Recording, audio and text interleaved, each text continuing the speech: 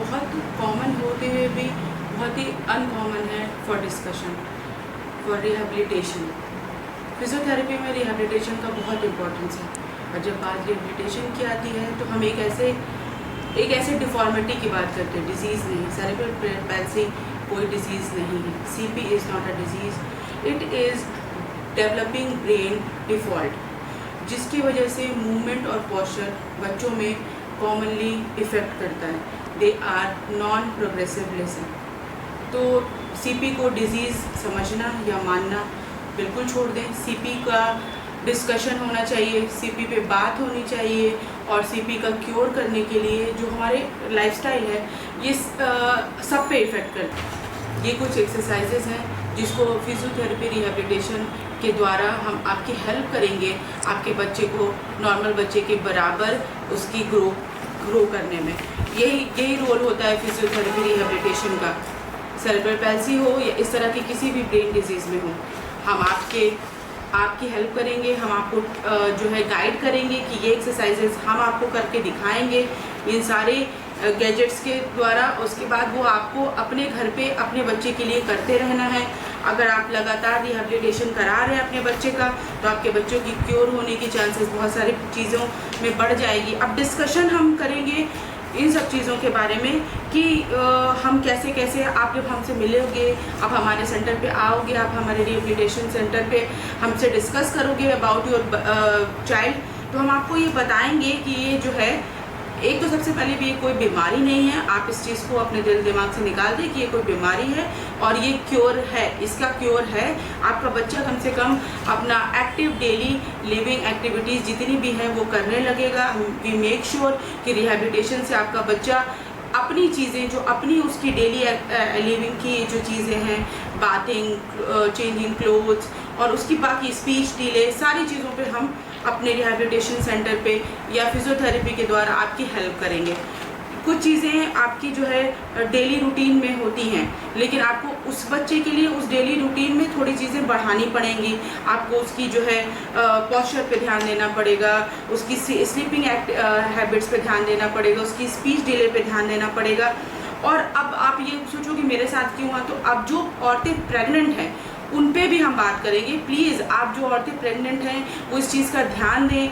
हम मॉडर्नाइज तो हो गए हैं, पर हम पहले की दादी नानी के बारे में बात करते, अरे ये लोग बहुत पुराने ज़माने के हैं। अगर उनकी हम एक भी बात सुने तो वो पुराने ज़माने के वैद्य जो है आज हमारे ज़माने के लिए बहुत बहुत इम्पॉर्टेंट है। तो अगर दादी नानी या पहले के लोग कोई कुछ कहते थे तो प्रेग्नेंट लेडीज़ भी इस चीज़ का ध्यान दें। अगर आप प्रेग्नेंट हो तो आप अपने फर्स्ट ट्राइमेस्टर से ही चीज़ों को सर्च करो, बड़े बुजुर्गों में बैठो, बड़ों की बात मानो, उनकी बातें सुनो। अगर आप अल्कोहलिक हो तो प्लीज़ अल्कोहल मत लो। अगर आप किसी तरीके का कोई नशा करते हो, पान तंबाकू आप मत करो।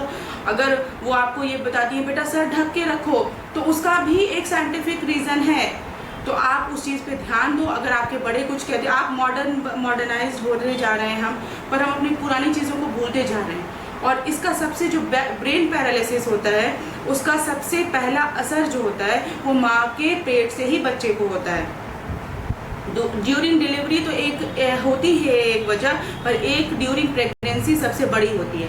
आपके खान पान में जो प्रेग्नेंट लेडी है वो स्ट्रेस कम ले, नींद ले, प्रॉपर सोएं अच्छे से, और आप अपना डाइट अच्छे से मेंटेन रखें। बहुत तली भुनी चीज़ें या गरम मसाले वाली चीज़ें ना खाएं। इसलिए जितनी भी लड़कियां औरतें प्रेग्नेंट हैं प्लीज़ इस चीज़ पे ध्यान दें। जो पहले के लोग भी कहते हैं उनकी बातें भी सुने और चीज़ों को सर्च करें, अपना पूरा प्रॉपर ख्याल रखें, क्योंकि जो ये चीज़ होती है जो आपके बच्चे को अफेक्ट करती है, उसके ब्रेन को अफेक्ट करती है, वो आपके पेट में वो फीटस को ही अफेक्ट करती है।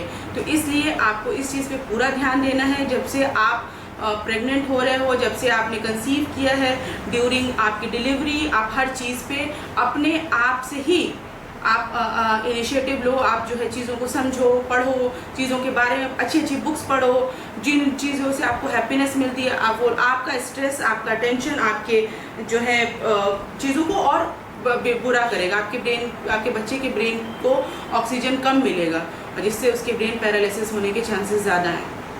और वैसे ये मेरा फर्स्ट वीडियो है। अगर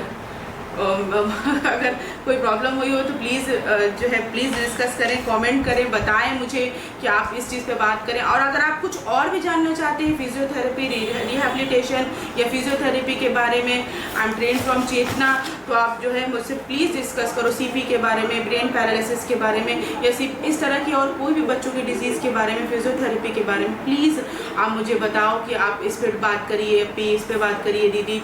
और फर्स्ट वीडियो है इसलिए मैंने सोचा मैं भी डिस्कस करूं इस बारे में, फिजियोथेरेपी के बारे में, और फिजियोथेरेपी को लोग जाने समझें और फिजियोथेरेपी को लोग इम्पोर्टेंस दें। और वो आखिर आप लोग मुझे प्लीज़ बताओ कि आप लोगों को अगर कुछ इस तरह की चीज़ें जाननी हो तो प्लीज़ डिस्कस। Thank you.